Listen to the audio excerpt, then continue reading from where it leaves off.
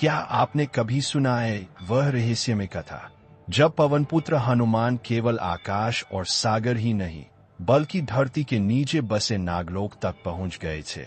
यह वही समय था जब रावण ने अपनी हार को रोकने के लिए एक गुप्त यज्ञ का आयोजन किया। उस यज्ञ में उसने नागराज और हजारों विषैले नागों को बुलाया। यदि यह यज्ञ पूर्ण हो जाता तो रावण को ऐसी शक्ति मिलती जिससे देवता भी असहाय हो जाते। पूरा ब्रह्मांड चिंता में था और तब श्री राम ने आदेश दिया, हनुमान जाओ और इस यज्ञ को रोक दो। हनुमान जी ने अपनी विशाल काया धारण की और धरती के नीचे छिपे नागलोक के द्वार की ओर बढ़े। नागलोक का प्रवेश द्वार अंधकार से भरा हुआ था। चारों ओर आग की नदियां बह रही थी और भीतर से असंख्य नागों की फुफकार सुनाई दे रही थी। लेकिन हनुमान जी निर्भीक थे। उनके होठों पर केवल एक ही मंत्र था, जय श्री राम। ज्यों ही वे अंदर पहुंचे, हजारों नागों ने उन्हें चारों ओर से घेर लिया।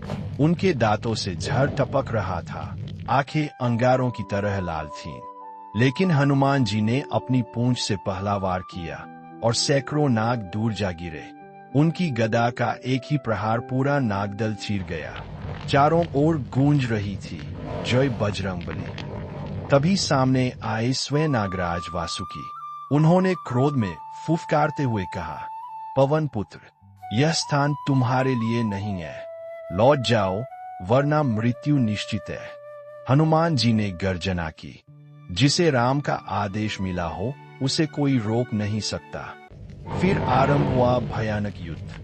वासुकी ने अपने फनों से बिजली की तरह वार किया, लेकिन हनुमान जी ने उसे पकड़कर धरती पर पटक दिया। नागराज पराजित हो गए और शरणागत होकर बोले, हे महाबली, आप धर्म की रक्षा कर रहे हैं, अब यह यज्ञ आगे नहीं होगा। यज्ञ मंडप की ओर बढ़ते हुए हनुमान जी ने देखा, बीचों बीच एक दुर्लभ शिवलिंग स्थापित था, जिसकी रक्षा हजारों नाग कर रहे थे। हनुमान जी ने दोनों हाथों से शिवलिंग को उठाया और गर्जना की, शिव भी राम में है और राम भी शिव में। रावण का यह छल कभी सफल नहीं होगा। इतना कहते ही उन्होंने यज्ञ मंडप तोड़ दिया, अग्नि बुझा दी और सारे नाग बंधन मुक्त हो गए। आकाश में देवताओं ने पुष्प वर्षा की। नागराज वासुकी ने फोल्डेड हैंड से प्रणाम करते हुए कहा, हे पवन पुत्र, आपने न केवल राम कथा की रक्षा की बल्कि नागलोक को भी बंधन से मुक्त किया। आज से यहाँ भी आपकी भक्ति होगी। हनुमान जी शिवलिंग को अपने कंधे पर रखे, गदा हाथ में थामे, आकाश की ओर उड़े। उनकी दिव्य गर्जना गूंजी, सियाराम की जय, जय बजरंगबली। और उस दिन से यह कथा अमर हो गई कि जहां भी अधर्म की जड़ें जमेंगी, वहां स्वयं पवनपुत्र हनुमान पहुंचकर धर्म की रक्षा करेंगे।